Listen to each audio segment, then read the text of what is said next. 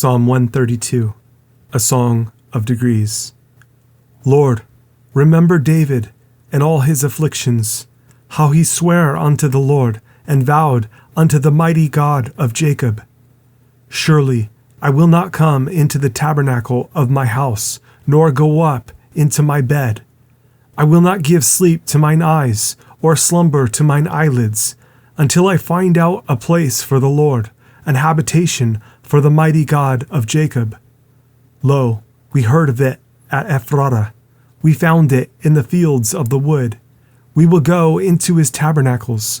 We will worship at his footstool. Arise, O Lord, into your rest, you and the ark of your strength.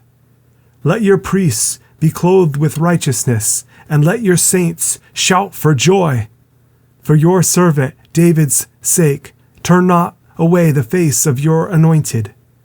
The Lord has sworn in truth unto David, he will not turn from it. Of the fruit of your body will I set upon your throne.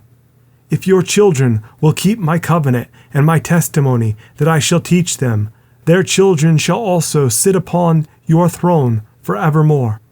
For the Lord has chosen Zion, he has desired it for his habitation. This is my rest forever. Here will I dwell, for I have desired it. I will abundantly bless her provision. I will satisfy her poor with bread. I will also clothe her priests with salvation, and her saints shall shout aloud for joy. There will I make the horn of David to bud. I have ordained a lamp for mine anointed. His enemies will I clothe with shame, but upon himself shall his crown flourish.